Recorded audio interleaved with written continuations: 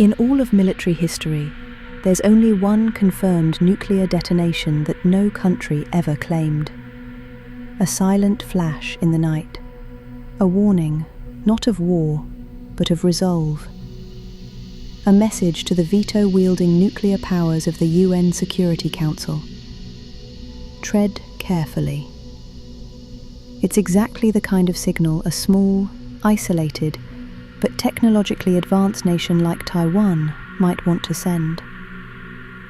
This episode is going to discuss the plausibility of Taiwanese nuclear weapons and what their existence and lack would mean in case the PLA made a serious attempt at invading Taiwan. Due to growing public concerns about radiation, in 1963, the US and USSR signed the Partial Test Ban Treaty, formerly known as the Treaty Banning Nuclear Weapon Tests in the Atmosphere, in Outer Space, and Underwater. The United States wished to monitor the Soviet Union to be sure they held up their end of the bargain. It was also around the time when the US accidentally dropped a nuke on itself. There was a well-justified need to track nuclear weapons. Thus Project Vela was launched. This culminated in the creation of the eponymous Vela satellites, all of which were placed in orbit by 1970. These satellites were equipped with the classic instruments used to detect nuclear detonations, gamma ray and neutron detectors. But they also featured a more specialized sensor, the so-called bang meter. We don't need to go deep into precisely how they work, but rather what they detect. That helps more with understanding. Bang meters are designed to look for two rapid, distinct spikes of light. The first, lasting just a millisecond, is created during the sudden ignition of the nuclear fireball, a blinding flash of visible and ultraviolet radiation. But this intense light doesn't remain visible. The explosion superheats the surrounding air into an opaque plasma shell, which briefly hides the fireball's full brilliance. As light continues to pour outward, it heats the inner surface of that plasma bubble, inflating it. Eventually, the bubble cools and thins just enough to become transparent again, and the core of the fireball becomes visible again. The result is two distinct pulses of high-intensity light, a double flash. That's the nuclear fingerprint bang meters are looking for. The satellites couldn't produce high-resolution images. Their pixel size, if you want to call it that, was huge. But they could still pinpoint the origin of these flashes on a rough image of Earth. The system detected signals of unknown origins exactly twice in its lifetime. The first happened on the 22nd of September, 1979, between the Crozet Islands, a sparsely inhabited French possession, and the Prince Edward Islands, which belongs to South Africa.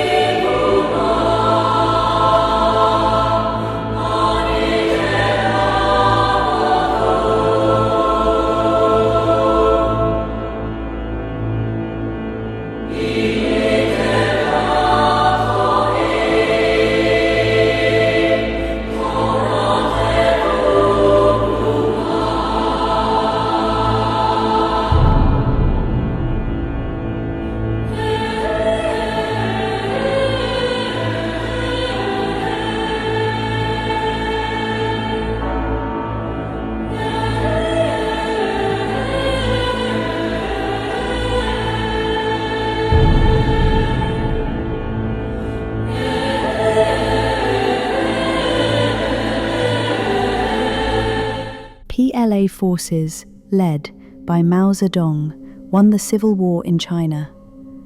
The nationalist Kuomintang began retreating to the island of Formosa from the 7th of December, 1949. Tensions lingered between People's Republic of China and Republic of China, aka Taiwan, ever since. In 1964, the People's Republic of China successfully tested its first nuclear bomb. This happened after the first and second Taiwan Strait crisis, botched invasion attempts. It justifiably freaked out the Kuomintang leadership. Thus, Taiwanese leadership, after airing its grievances in the UN Security Council, started down the road to develop its own nuclear weapons program. In 1965, they established the Institute of Nuclear Energy Research. By 1969, they procured a nuclear reactor from Canada, of the same design used later by India to produce plutonium for its own nuclear bomb.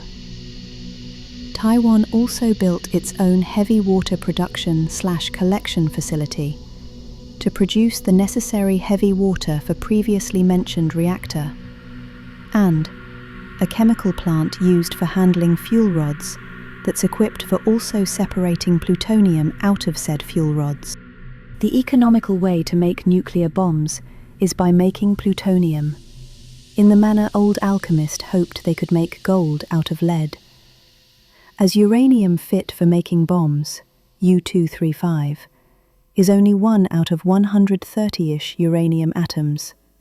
However, if you leave uranium exposed to neutron radiation, the rest atoms that were useless for making bomb absorb said radiation, and after a bit of quantum woo, transform into Pu-U-239, which can be used to make bombs. The nuclear reactor bought by Taiwan is necessary to produce the neutron radiation. The whole setup was operational by 1973, using uranium bought from South Africa. By 1974, CIA had reports about Taiwan running a nuclear weapons program. During this period, Taiwan had a military technological cooperation with other borderline pariah states that lived in a siege mentality. Those nations were being South Africa, fighting to keep apartheid and to keep commies out, and Israel, which only exists to this day due to its military strength, as it is in conflict with all its neighbours. Taiwan fit into said club perfectly, due to being under threat of invasion by the communist China. Israel cooperated with Taiwan on upgrading Taiwanese F-5 with modern radar and up-to-date air-to-air missiles, then assisted in development of domestic Ching-Kuo fighter aircraft, for which Israeli Elbit systems provided the avionics. South Africa supplied everyone involved with raw material, uranium, while Israel and Taiwan brought know-how and industrial base. Then the Vela incident, mentioned at the start of this episode, happened in 1979. Conventionally, it's attributed only to Israel and South Africa. Israel is in a state of, I won't deny it or confirm it, but it is widely acknowledged to be a nuclear power. South Africa is the only country which developed nukes that dismantled them on its own will after the apartheid collapsed.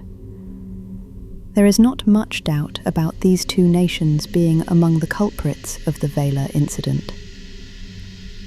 Meanwhile, Taiwan remains a nuclear threshold state, a screwdriver away from having a bomb, as they say. I suspect it participated in the affair for access to uranium and to get access to data from nuclear bomb tests. Enough data to finalize designs and set up facilities for manufacturing nuclear bombs, in case doomsday comes. So let's talk through what I mean by one turn of a screwdriver away from having weapons of mass destruction, and think through how I, or someone more experienced than me, would employ them. Taiwan is one hell of a nut to crack. To occupy it, not only do you need to pull off a contested landing, one of the hardest feats for any modern military, then you have to establish dominance over a territory made out of urban landscape and jungle-covered mountains, another special place in hell for infantry. Thus, in any such military action, a heavy price would be paid in blood and materiel by the PLA. Knowing how PLA handled even friendly civilians, it's doubtful that the Bucha massacre wouldn't become a historic footnote in crimes against humanity in the 21st century, as cornered PLA members are likely to let their frustration off on whomever they are able to find. In short, if it takes nukes to stop an invasion, then they will be nuked, all be damned. It's preferable to a genocidal orgy of violence. How fast could Taiwan get to the point where nuking an invading force is an option? Let's estimate. You need used nuclear fuel rods from power plants, then wait 6 months till they cool down in radioactivity, so they don't kill you while you try to manufacture bombs. Taiwan is plausibly past this step due to its civilian nuclear industry. Then you need to chop up fuel rods and dissolve them in nitric acid. Takes around a day, with appropriate capacity. Separate plutonium nitrate from that could yield a nuke worth of material in a week for each hot cell built for the task. So let's go with a week to be conservative. In a doomsday scenario, it's possible replacing the various calcination steps needed to make plutonium metal from plutonium nitrate slurry, with doing metallurgy while everything is molten. As instead of multiple 12 hours to a day-long steps, you get a crucible where you mix reducing agents and plutonium nitrate. Heat it till they melt while removing the fumes. Approximately 2 hours. Cast the rough half spheres needed to make the core of the bomb, and wait a day to let them cool down slowly, reducing warping and internal stress by giving time for things to move around and equalize as they cool. Finally, you get some nice rotating tubes of copper for EDM electrodes and use them to shave your castings to shape, to microns of precision. Since this method removes material by sublimating it, it gets around the "it's pain in the arse to cut plutonium" issue. We will be only removing a thin surface layer to refine the shape, thus one day should be plentiful. Adding that all up, in 1.5 weeks Taiwan could get the supposedly controlled components. Currently, Taiwan has expertise not only to perform these actions, but also to manufacture every tool necessary to take them, be it chemical or metallurgic tools, or the so-called hot cells around them, which are needed to prevent radioactivity leaking out and killing the people working on building the bombs. Furthermore, Taiwanese leadership has been preparing for defense against an invasion since 70 years. It's foolish to assume anything but that the central mountains of the island are fortified. As such, they offer the perfect placement for clandestine nuclear breakout attempt, even more so than your average mountain chain. Karst formations, typically present in limestone, with their extensive cave systems and underground streams, make for the perfect location to vent and dissolve the gases released during the metallurgic part of the process. The emissions wouldn't reach surface before the bombs are ready to deploy if everything is done with proper care. So all that's left is making the invasion crumble. With the power we just got on our hands, here is how I would go about it. Hit the enemy where it hurts the most. In this case, that is the landing site, as PLA is low on marine landing-ready, trained personnel and materiel. Even swimming is not part of military training, outside specialized troops like Marines. Wiping out the relative rare marine landing-capable troops makes further attempts impossible. Before anything else, preparations. Mandate all CCTVs to have independent backup power for days. Also, legally require them to connect with optical wiring to similarly resilient network infrastructure. This is crucial. In case of a botched invasion, the chaos, lack of leadership, and doctrinal focus on inflicting casualties, as opposed to saner military objectives, would likely lead to blood-chilling results. Sadly, there is not much that can be done about that from a Taiwanese perspective. Aside from showing it to the world to see, gaining favour, sympathy, and likely some lenience for breaking the nuclear taboo. Firing off one in anger, even when done over your own soil, is not something the international community tolerates.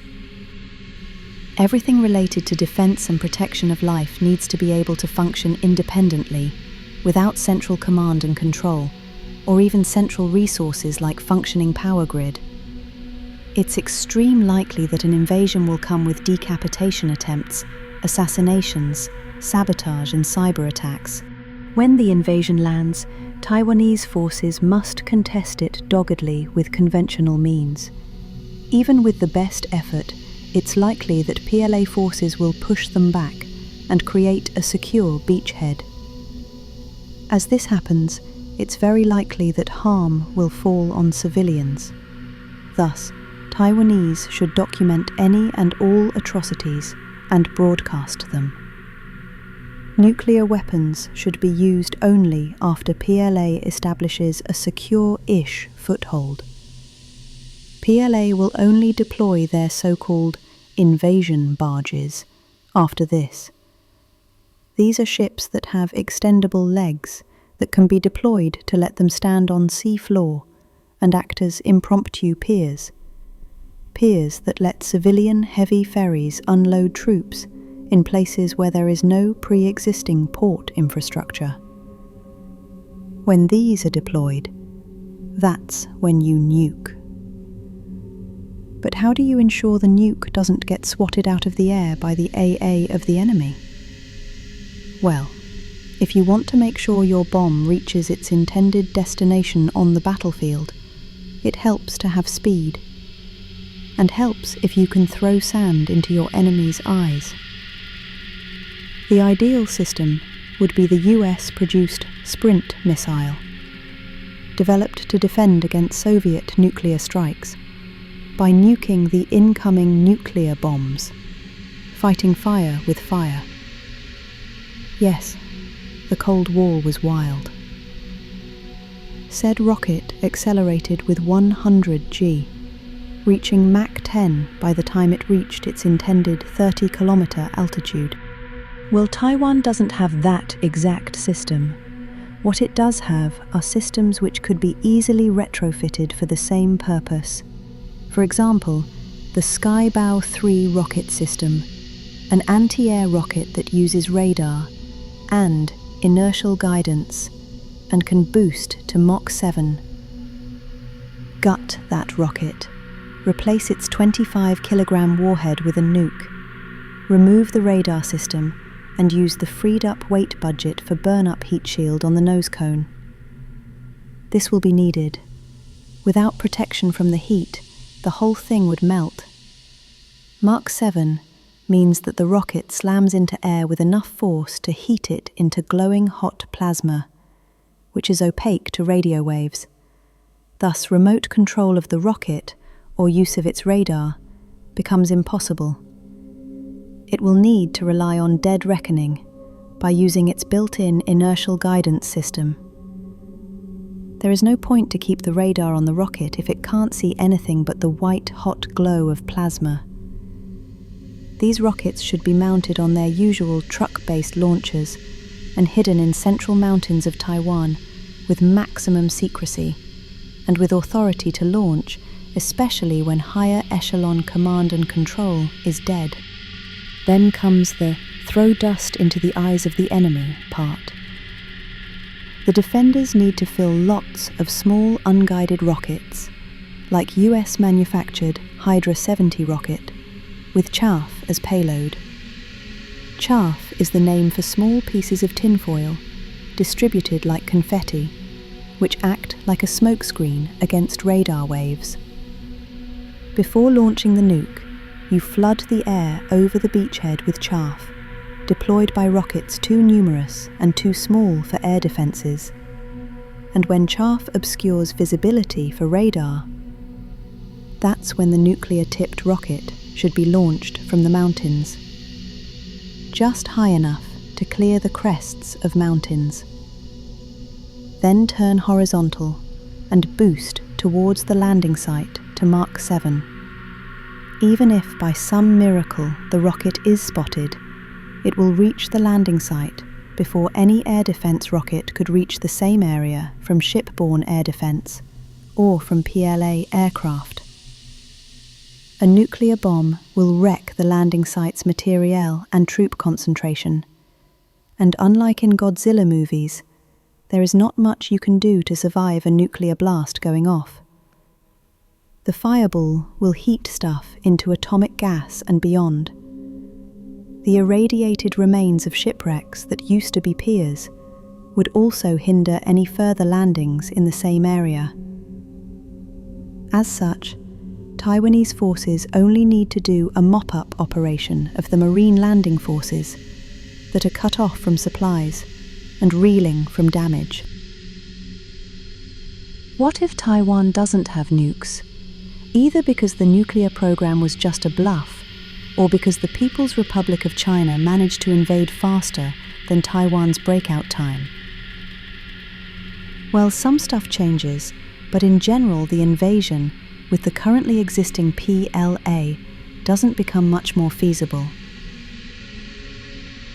So here is how I, your host, would go about defending Taiwan in such a scenario.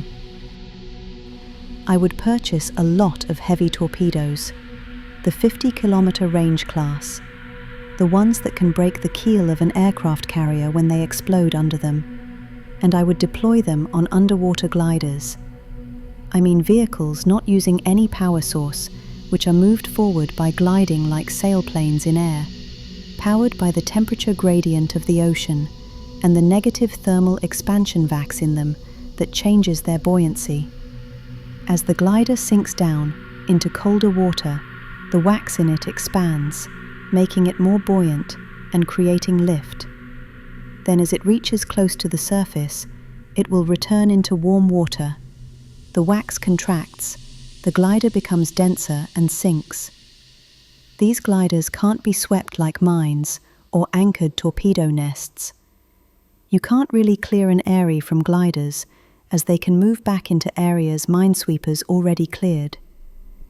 Even more important, due to their limited size and slow speed, the usual submarine detection methods of observing wakes from satellites, listening to propeller noise, or active sonar imaging won't be able to distinguish them from sea life.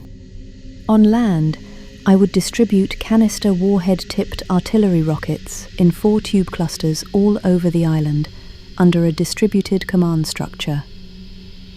The distributed command is necessary to be immune to sabotage and assassinations. While spreading rockets in small clusters makes them hard to find for PLA air assets, small number of rockets per site means that all of them can be fired before PLA airplanes could hit the launch site after spotting where the rockets are being fired from. A significant number of heavy ATGMs should also be pre-positioned a few kilometers away from the shore in built-up areas that are in line of sight of the possible landing sites. Distant placement helps, as they will be safer from the usual preparatory bombardment of defenses before landing. Something like Israeli Spike NLOs, with its 30 kilometers plus range, is the perfect fit. When invasion comes, everything would be similar until enemy forces manage to land in numbers. Broadcast all atrocities against civilians, if possible, even using analog TV broadcasting to plausibly reach Chinese mainland's interior. Raw footage of war crimes with a declaration, "Due to result of this inhumanity, Taiwan is forced to wage unrestricted war against invaders and give no quarter, as we can't expect any quarter to be given to us by our enemies." Then all the artillery rockets should be fired at once, aiming to saturate the landing site with submunitions of cluster rounds. This will kill anyone out in the open, crack glass covering of vision slits on tanks, and wreak havoc on less sturdy assets. Then the defenders hit everything that survived on shore with visually wire-guided ATGMs. At the same time as this is going on, I would activate all relevant torpedo launchers to sink Chinese civilian ferries doing double duty as military troop transports. Open water survival training in PLA borders on non-existent. Civilian ships are not built to survive battle damage. It's highly likely that they would go with all hands down. In such a case, we are talking a mass casualty of 800 to 1,500 people per ship. And if PLA's exercises are anything to go by, we are talking about 40 to 60 military landing craft and 200 to 300 requisitioned civilian ferries. The latter would likely be a total loss. With some military vessels plausibly surviving, I mean approximately 20% being capable of not sinking when a modern, homing, heavy torpedo is sent their way. To put it mildly, the loss of life at sea would be immense. Sharks would feast well and grow fat. The diplomatic backlash due to mass murder of Taiwanese civilians, that would be just as serious of a blow as the destruction of naval assets. The PRC gets over 80% of its fuel from overseas, by ship, through places like the Strait of Malacca. If blockaded, the PLA Air Force and the PLA Navy would be out of fuel in a month or two, maximum. The Navy didn't even make attempts to make its ships dual fuel, which in case of a war would allow them to run on domestic-produced Chinese coal and free up more of the fuel reserves to be used by the Air Force. Well, no such coal-powered warships exist in the PLA Navy. The only thing that makes this invasion seem a good idea is blind hope, in the supremacy of communism with Chinese characteristics and its inevitable triumph over nationalists. A sea invasion by an army that can't cross a medium-sized stream without bridging equipment is beyond foolish. And yet, the People's Republic might just attempt it to distract from domestic issues, exactly why the Argentine junta took a shot at the Falkland Islands. So let's hope mainland Chinese leadership accepts the advice of Lucifer Morningstar.